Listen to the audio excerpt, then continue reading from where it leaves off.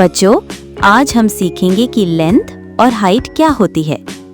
Length का मतलब होता है कि कोई चीज कितनी लंबी है एक तरफ से दूसरी तरफ, और हाइट का मतलब है कि कोई चीज कितनी ऊंची है नीचे से ऊपर तक। जैसे अगर हम एक लेंथ की बात करें तो वो कितनी लंबी है, ये उसकी लेंथ है। और अगर हम एक पेड़ को देखें तो वो कितना ऊंचा है, ये उसकी हाइट है। इन चीजों को मापने के लिए हम अलग अलग टूल्स का इस्तेमाल करते हैं, जैसे कि स्केल और मेजरिंग टेप। स्केल छोटी चीजों को मापने के लिए होती है और मेजरिंग टेप लंबी चीजों के लिए। तो मेजरिंग टूल्स दिखाए गए हैं, उनमें सबसे पहले है रूलर। रूलर तो आपने देखा ही होगा, एक लंबी सी चीज होती है जिस पर निशान बने होते हैं। उससे हम छोटी चीजों की लंबाई माप सकते हैं।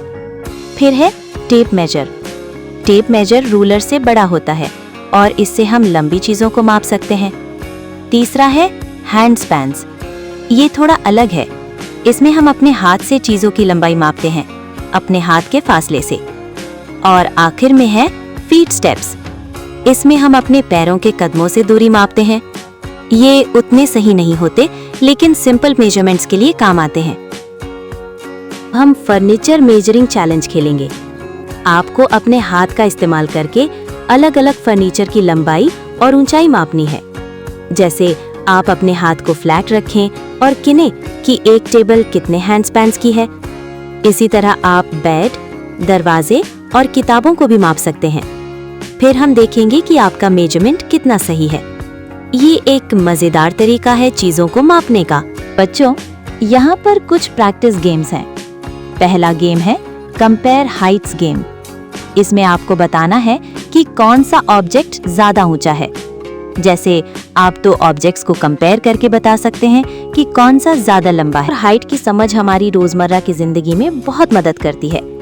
जैसे अगर आपको कोई चीज खरीदनी हो, जैसे कि नया फर्नीचर या कपड़े, तो आपको उसकी लेंथ और हाइट का पता होना चाहिए ताकि वो आपके लिए सही साइज की हो। घर में भी जब आप कोई चीज प्लेस करना चाहते हैं तो उसकी लेंथ और हाइट मापना जरूरी होता है ताकि वो सही जगह पर आ सके। और आप अपनी खुद की हाइट माप कर ये भी देख सकते हैं कि आप कितने लंबे हो रहे हैं। इससे हम रोजाना की चीजों को बेहतर तरीके से समझ और इस्तेमाल कर सकते हैं।